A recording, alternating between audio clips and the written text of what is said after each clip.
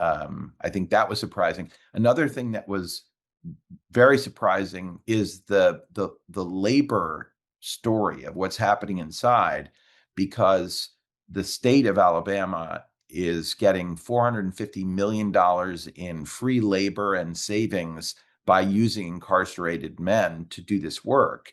And there's really no choice for them, right? Because if they don't agree to work however the state wants them to, they can extend their sentences, they can give them disciplinaries, they can put them into solitary confinement, they can change them to an institution that's even worse than the one that they're in at that moment.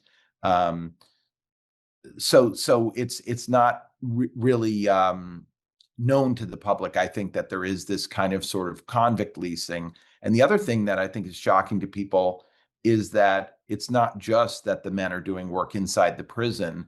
They're doing work for the state. They're doing construction projects. They're walking around in society doing enormous amounts of work that the state is getting paid for. They're working for companies like McDonald's and Burger King and the Hyundai dealership and the Budweiser distributor. They're working for those people at perhaps making $2 a day, and the state is leasing them out for much higher rates. That's surprising. And the last thing I would say that's in some ways the most disturbing is that the prisoners who are sent out into society, the ones that are every day getting on a van and going into Montgomery or Birmingham or working on a project or working in the governor's mansion, are theoretically the people that are the safest, right? Those are the ones that are on their way back to society.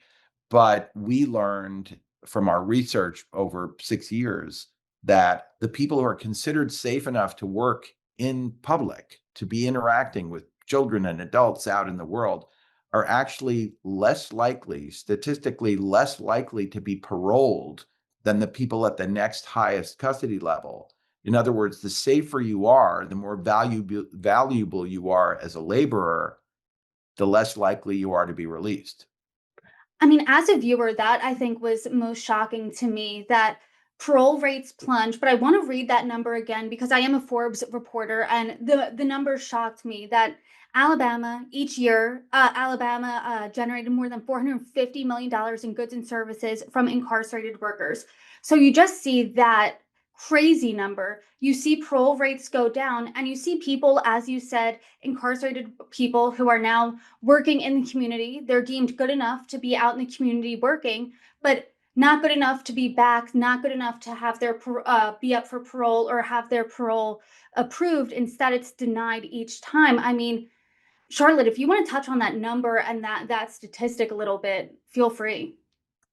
Yeah, I mean, that statistic represents, all of the labor that's happening inside the facilities that the incarcerated population is expected to do, and in place of hiring staff or hiring construction companies. That number also represents all of the services that the incarcerated people provide for the counties and the cities across the state. They're everywhere you drive in Alabama, you will see incarcerated individuals doing things like mowing lawns and making sure the maintenance at the governor's mansion is kept up.